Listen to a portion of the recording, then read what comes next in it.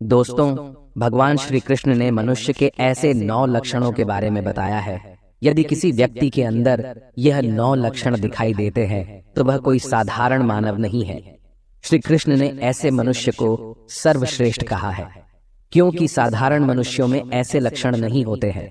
एक व्यक्ति के अंदर जन्म से ही ऐसे लक्षण दिखाई देने लगते हैं और जब वे बड़े हो जाते हैं तो संसार में कीर्ति प्राप्त करते हैं। श्री कृष्ण के अनुसार प्रत्येक मनुष्य के जन्म के पीछे उद्देश्य होता है। मनुष्य योनि प्राप्त होना साधारण बात नहीं है। 84 लाख योनियों में सर्वश्रेष्ठ मनुष्य योनि को ही कहा गया है। मनुष्य का जन्म लेकर प्राणी जो कार्य कर सकता है वह किसी अन्य प्राणी के रूप में जन्म लेकर नहीं कर सकता। इसीलिए मनुष्य को ईश्वर को धन्यवाद देना चाहिए कि उसे मनुष्य योनि प्राप्त हुई है। मनुष्य का शरीर धारण करने वाले प्रत्येक प्राणी को इसका सदुपयोग करना चाहिए। संसार के कल्याण की भावना से कार्य करने चाहिए, किंतु कुछ मनुष्य का जन्म लेकर भी जानवरों की तरह बर्ताव करते हैं। ये बात भी सत्य है कि हम में से कुछ लोग बहुत भाग्यशाली होते हैं, क्योंकि उन पर ईश्वर की विशेष कृपा होती है और कुछ ऐसी शक्तियां उनके आसपास हमेशा विद्यमान होती हैं जो हर समय उन्हें सही मार्ग दिखाती है और हर मुश्किल में सहायता करती है। यही नहीं, ये ईश्वरीय शक्तियां कुछ ऐसे व्यक्तियों को चुनती है जो खुद भी सही मार्ग पर चलते हैं और दूसरे लोगों का भी सही मार्गदर्शन करते हैं। ये लोग दूसरों को भी धर्म के मार्ग पर चलने के लिए प्रेरित करते हैं। लेकिन आप ये कैसे जान सकते हैं कि आपके साथ कोई अलौकिक शक्ति है जो सदैव ही आपकी रक्षा कर रही है, जिसके कारण आप कई बार मौत को छूकर निकल जाते हैं, किसी बड़ी दुर्घटना से आप बच जाते हैं या कभी किसी बड़ी मुसीबत में नहीं फंसते हैं? ये सब कुछ उस अलौकिक शक्ति के कारण हो रहा है जो आपकी हमेशा रक्षा कर रही है। भले आप उसे माने या ना माने, लेकिन वह हमेशा ही आपके साथ मौजूद रहती है। आज हम आपको ऐसे 9 संकेत बताने जा रहे हैं जिससे आपको पता चल सकता है कि आप कोई साधारण मानव नहीं है। आप बाकी साधारण मनुष्यों से अलग हैं और भगवान हमेशा ही आपके साथ रहते हैं। तो चलिए जान लेते हैं उन संकेतों के बारे में। सबसे पहला संकेत, भगवान श्री कृष्ण कहते हैं, जो मनुष्य किसी भी कार्य को करते समय सुख दुख के बारे में विचार नहीं करता है, चाहे सर्दी हो या गर्मी हो, वह कभी अपने कार्य को बीच में नहीं छोड़ता है। चाहे कितने भी संकट खड़े हो जाए, वह अपने मार्ग से विचलित नहीं होता। हर परिस्थिति में अपने काम में लगा रहता है। चाहे उसे लोग भला कहे अथवा बुरा, वह अपना कार्य पूरी निष्ठा के साथ करता है। उसे खुद पर और ईश्वर पर पूरा विश्वास होता है कि एक दिन वह अवश्य सफल होगा। दूसरा लक्षण है, कभी दूसरों की बुराई नहीं करता। श्री कृष्ण कहते हैं, जो व्यक्ति जीवन में कभी दूसरों की बुराई नहीं करता, वह सदैव ही दूसरों के विषय में अच्छी बातें ही करता है, वही व्यक्ति सर्वश्रेष्ठ होता है। आजकल लोग छोटी छोटी बातों पर दूसरों की बुराई करते हैं। हर वक्त दूसरों को अपमानित करना, दूसरों की चुगली करना, दूसरों का अहित करना आदि प्रकार के निंदित कार्य करते रहते हैं। इसी कारण से वे लोग जीवन में कभी सफल नहीं होते हैं।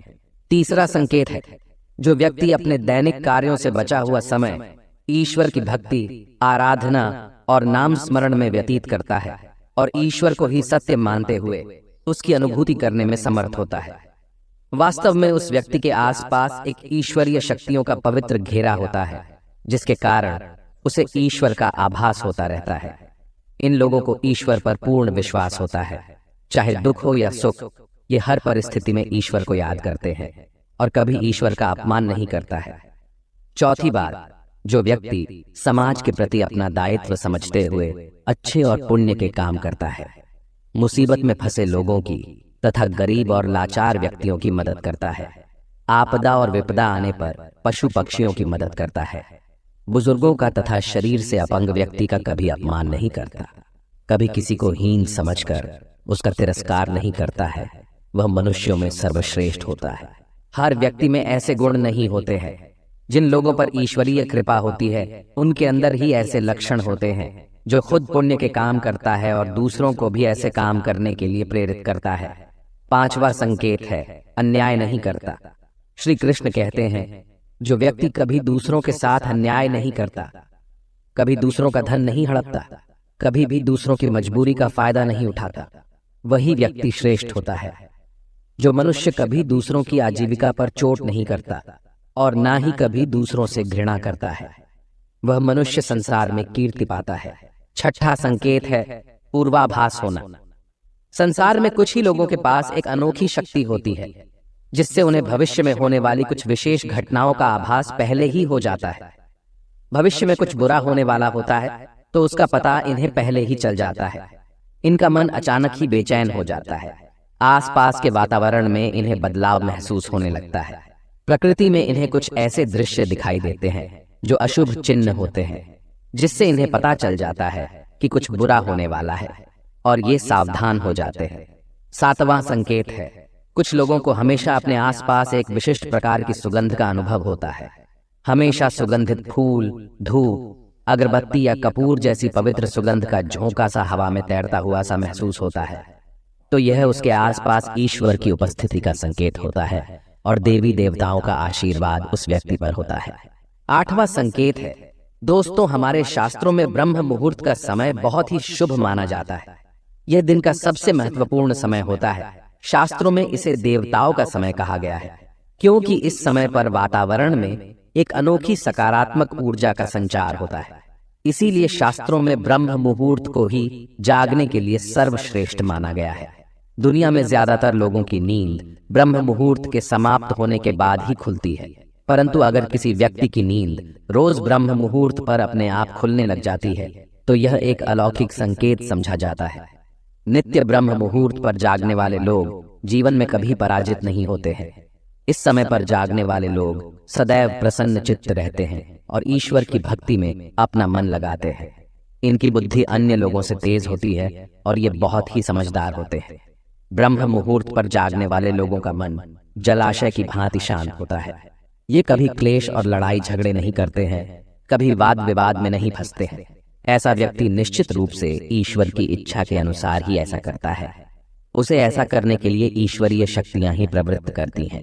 नौवां संकेत है दोस्तों, कई बार हम मंदिर में या किसी धार्मिक स्थल पर भजन कीर्तन या कथा सुनने जाते हैं। कितने भी सुंदर भजन हो या कितनी भी अच्छी कथा हो, बीच बीच में हमारा ध्यान भटक ही जाता है और हम कभी अपने घर के विषय में तो कभी अपनी किसी समस्या पर या फिर आसपास बैठे लोगों का विचार करने लगते हैं। लेकिन कुछ लोग ऐसे भी होते हैं जो यही भजन कीर्तन या कथा सुनने में इतने तल्लीन हो जाते हैं कि उन्हें किसी भी बात का होश नहीं रहता है। उन्हें बस अपने आसपास पवित्रता का एहसास होता है और बहुत सी शुभ ध्वनियां सुनाई देती हैं, जैसे कि शंख, बांसुरी या मंदिर के घंटे की आवाज। निश्चित ही ऐसे व्यक्ति ईश्वर की कृपा के अधीन होते हैं और ईश्वर उनके बहुत ही समीप होते हैं और इसलिए ही उन्हें इन चमत्कारी ध्वनियों का आभास होता है। जो व्यक्ति ईश्वर के चरणों में ही परमानंद की अनुभूति करता है और ईश्वर भक्ति को ही वास्तविक आनंद मानता हो, ऐसा व्यक्ति न तो कभी दुखी रह सकता है और न ही किसी को दुख दे सकता है। ऐसे व्यक्ति का मन और मस्तिष्क हमेशा शांत रहता है, जिससे वह कभी भी सत्य और सदाचार के मार्ग से विचलित नहीं होता है। यही उसे ईश्वर से मिला हुआ एक विशेष आशीर्वाद होता है, जिससे वे हमेशा समाज में एक आदर और सम्मान का स्थान प्राप्त करते हैं।